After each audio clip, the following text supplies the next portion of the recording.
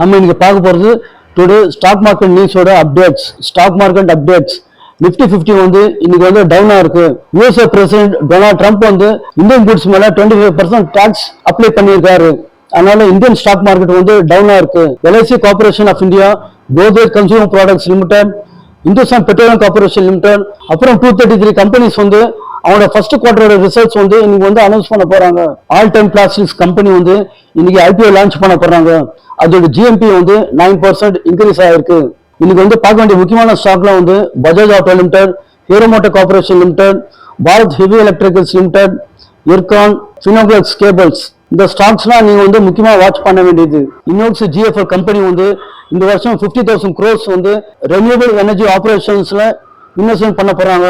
இது வந்து பைனான்சியல் 2029 நடக்கும். நிஃப்டி ஃபியூச்சர்ஸ் வந்து டவுன் ஆகிருக்கு. யூஎஸ்ஏ கவர்மெண்ட் வந்து ஆயில் பிரைசஸ்லாம் அதுக்கு கொடுக்க வேண்டிய டிராபிக் எல்லாம் டிக்ரீஸ் பண்ணியிருக்காங்க. இதனால இந்தியாவிலையும் ரஷ்யாவிலையும் வந்து ஆயிலோட ஷேர்ஸ்லாம் வந்து இன்க்ரீஸ் ஆகிருக்கு. ஆப்பிள் ஐபோன் கம்பெனி வந்து யூஎஸ்ஏல $100 billion வந்து இன்வெஸ்ட்மெண்ட் பண்ண போறாங்க. டொனால்ட் ட்ரம்ப் வந்து அந்த கம்பெனிக்கு வந்து எக்ஸ்ட்ரா டிராபிக் போட்டதுனால ஆப்பிள் ஐபோன் கம்பெனி வந்து இன்வெஸ்ட்மெண்ட் பண்ண போகுது. ஹீரோ மோட்டார் கார்பரேஷனோட ஷேர்ஸ்லாம் இன்க்ரீஸ் ஆயிருக்கு. அத்த மோட்டார் கார்பரேஷன் வந்து ஐபிஓ லான்ச் பண்ண போறாங்க. அவங்களோட ஷேர்ஸ்லாம் வந்து 60% இன்க்ரீஸ் ஆயிருக்கு. அவங்களோட சேல்ஸ் ரெவன்யூ growth எல்லாம் ஹைலி growth ஆயிருக்கு.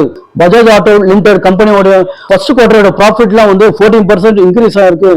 இது எதனாலன்னா அவங்களோட bikes, EV bikes, premium segment bikes, upper segment bikes, bottom segment bikes, middle segment பைக்ஸ்லாம் நல்ல சேல்ஸ் ஆயிருக்கு. எக்ஸ்போர்ட்லயும் இருந்து ஹோம் மார்க்கெட்லயும் இருந்து நல்ல ரெவன்யூ கிடைச்சிருக்கு. ரேமண்ட்ஸ் லைஃப் ஸ்டைல் கம்பெனியோட ஷேர்ஸ்லாம் வந்து 10% இன்க்ரீஸ் ஆயிருக்கு. ரெவன்யூ, எக்ஸ்போர்ட் growth எல்லாமே டொமஸ்டிக் மார்க்கெட்லயும் இன்டர்நேஷனல் மார்க்கெட்லயும் ஹையா இருக்கு. தேங்க்யூ.